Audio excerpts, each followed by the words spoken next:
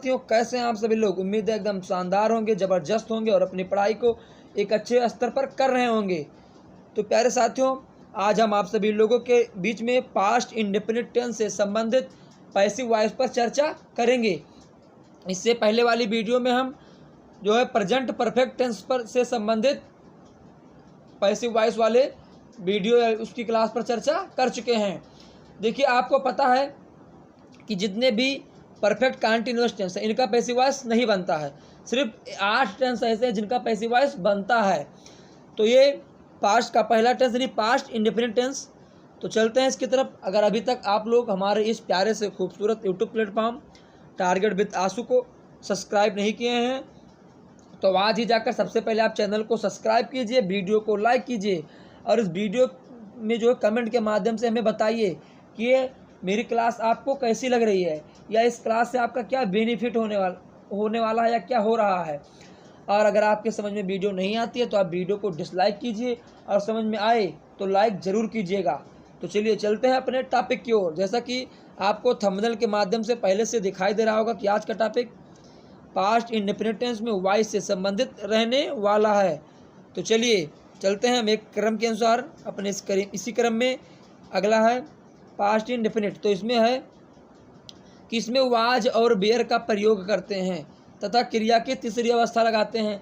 अब तीसरी अवस्था लगाते हैं तो आप जानते ही हैं, सिर्फ क्या करना है, पास्ट इंडेफिनिट का कोई वाक्य अगर लिखा है और उसका हमें पैसिव वॉइस बनाना है तो वहाँ पर आपको पैसिव एक्टिव के यानी जो वाक्य है उसके सब्जेक्ट को पैसिव में ऑब्जेक्ट बनाएंगे। उसके बाद वाज उस ऑब्जेक्ट के अनुसार वाज या बेयर का प्रयोग करेंगे, फिर वर्ब की थर्ड फॉर्म, इसके बाद वाई, उसके बाद एक्टिव वॉइस का जो सब्जेक्ट है उसे ऑब्जेक्ट के तौर पर यहाँ लिखेंगे। तो देखिए वाक्य पैटर्न हमारा क्या रहेगा, एक बार देख लेते हैं। सबसे पहले एक्टिव में सब्जेक्ट रहेगा, वर्ब की सेकंड फॉर्म, उसके बाद ऑब्जेक्ट।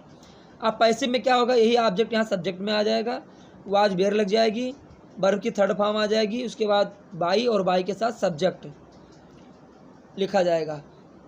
तो चलिए अब चलते हैं कुछ और एग्जाम्पल की ओर, जिस एग्जाम्पल के माध्यम से आपके सारे डाउट आसानी से क्लियर हो जाएंगे।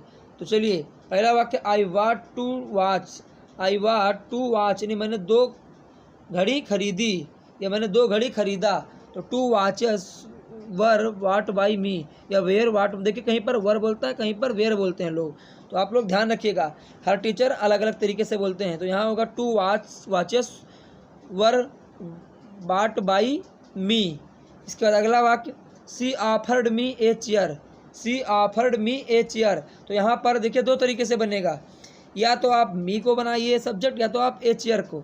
तो पहले हम मी को बनाएंगे, तो जब मी को सब्जेक्ट बनाएंगे तो आई बन जाएगा और आई के साथ वाज लगता है, आप जानते हैं। तो I was offered a chair. I was offered a chair by her. यानी ऑफर्ड जो है ये second form third form same होता है। तो I was offered a chair by her. अब अगर आपको ए चेयर को सब्जेक्ट बनाना है तब आपको करना है a chair was offered to me by her.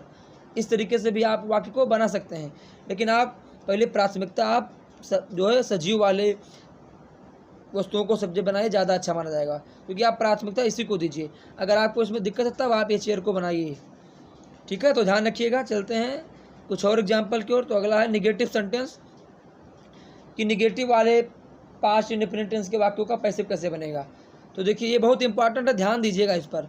C did not repair this pen. She did not repair this pen. तो यहाँ पर बनेगा this pen was not repaired by her, यानी this pen was not repaired by her. अगला वाक्य, I did not lead the provocation. I did not lead the provocation. तो the provocation was not led by me. अब अगला वाक्य, she did not wave the chair. She did not wave the chair. तो that chair. तो that chair बनेगा subject. तो that chair was not open by her.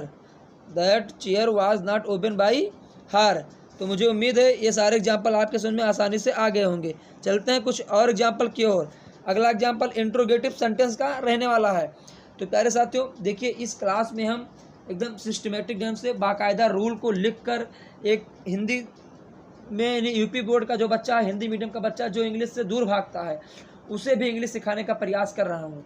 एक एक नियम को लिखता हूँ, उसके अकॉर्डिंग कई एग्जाम्पल्स देता हूँ, समझाता हूँ, एक चीज़ को 4-5 बार रिपीट करता हूँ और फिर भी कहता हूँ अगर आपके समझ में ना आए तो आप कमेंट करके बताइए, उससे संबंधित तुरंत वीडियो अपलोड होगी आप लोगों के बीच में।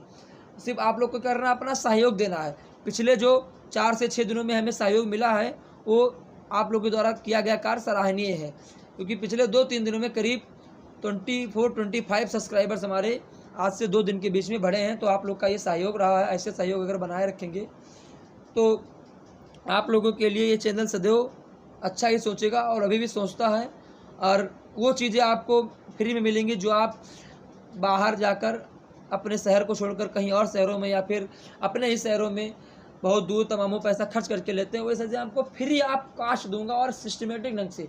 पूरे यूट्यूब पर आपको कोई नहीं देता। आप यही रूल्स देख लीजिए जो मैंने टेंस पढ़ाया है, आप यूट्यूब पर सर्च कर लीजिए, कोई अगर दिखा दे वैसे उस तरीके से रूल के अनुसार तो मैं मानूँ। देखिए पढ़ाने वाले बहुत हैं, हमसे अच्छा भी पढ़ाए ऐसी बात नहीं है। क्या मैं यही बहुत बड़ा वो हूँ, विद्वान हूँ? हमसे अच्छा पढ़ाए होंगे सारे लोग, कई लोग हमसे अच्छा पढ़ाए होंगे, ऐसी बात नहीं है, एकदम एडवांस लेवल का। लेकिन जिस रूल के माध्यम से मैंने आपको समझाने का प्रयास किया है उसके अकॉर्डिंग आपको पूरे चैनल पर कहीं मिलेगा नहीं। आप चेक करके देख लीजिए, सर्च कीजिए, सर्च आइकन के बाद चेक कीजिए, चेक करने के बाद देखिए, मिलाइए, फिर आकलन कीजिए, उसके बाद कमेंट कीजिए और हमें बताइए। तो चलिए चलते हैं एग्जाम्पल की ओर। तो जिसमें इंट्रोगेटिव का पहला example, did you kill the snake? क्या तुमने सांप को मारा?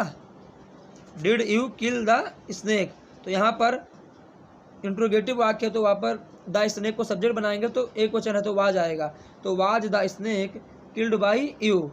अगला example, why did you take tea? Why did you take tea, तो व्हाई वैसे लिखा जाएगा, उसके बाद टी को सब्जेक्ट बनाएंगे तो why tea was taken by you. अगला example, did they stop the train at once? Did they stop the train at once, तो यहाँ पर इसका पैसे बनेगा was the train stopped by them at once, यानी was the train stopped by them at once. अगला example, did you drink cold water? Did you drink cold water, तो was cold water drunk by you, यानी was cold water drunk by you. तो ये रहे interrogative के कुछ examples. अभी एक रूल इसमें और बचता है, तो उस रूल से संबंधित भी 4-5 वाक्यों पर चर्चा करूँगा। तो आप लोग जो है ध्यान देकर एकदम एकाग्र मन से कापी और बुक लेकर बैठिए, कापी और पेन या बुक जो भी हो आपके पास, और उस पर बाकायदा नोट करते चलिए, क्योंकि अगर आप लिखेंगे नहीं तो कोई भी चीज़ें होने वाली नहीं है। सिर्फ समझने से कुछ नहीं होगा। आप सिर्फ एक बार लिखिए, फर्स्ट टाइम लिखिए, उसके बाद आप देखिए, तब आपका फ़ायदा होगा। लेकिन आप सोचो पहली बार में ही मैं देख कर ही करूँ तो ये चीज़ें गलत हैं। आ भी आती तो गलत तरीके से आती हैं। अगर आपको आ गई तो चलो मानता हूँ अच्छा, लेकिन ये चीज़ गलत जो है तरीका गलत है। इस तरीके से आपको अभी नहीं पढ़ना है। तो ध्यान दीजिए अपने एग्जाम्पल की ओर। पहला example, where did he send that money order? तो where was that money order sent by him, उसके बाद क्वेश्चन मार्क। अगला वाक्य, when did she find the purse? When did she find the purse, तो when was the purse found by her. अगला example, why did you not take tea? Why did you not take tea, तो why was the tea not taken by you. अगला example, when did she not find the purse? When did she not find the purse, तो यहाँ बनेगा when, ऐसे लिखा जाएगा was the purse not found by her. अब यहाँ पर वाज किसके अकॉर्डिंग आया? द पर्स के अकॉर्डिंग वाज आया है। यहाँ पर टी के अकॉर्डिंग वाज आया है, और यहाँ पर द पर्स के अकॉर्डिंग वाज आया है, और यहाँ दैट मनी के अकॉर्डिंग वाज आया है। तो ये चीज़ आप ध्यान रखिएगा कि ये एक्टिव के ऑब्जेक्ट में एक वचन है कि बहुवचन है, उसके अनुसार यहाँ पर आपको वर्ब की फॉर्म का प्रयोग करना है।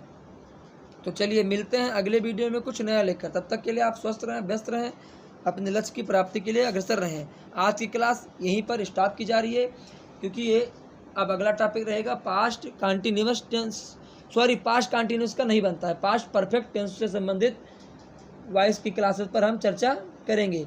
तो आप लोग चैनल का सपोर्ट कीजिए, मित्रों के साथ शेयर कीजिए, वीडियो को लाइक कीजिए और कमेंट के माध्यम से बताइए कि हमें क्लास कैसी लग रही है। तो चलिए मेरी वीडियो को लास्ट तक देखने के लिए आप सभी का तहे दिल से धन्यवाद, शुक्रिया। मिलते हैं अगले वीडियो में कुछ नया लेकर। आपका दिन शुभ हो।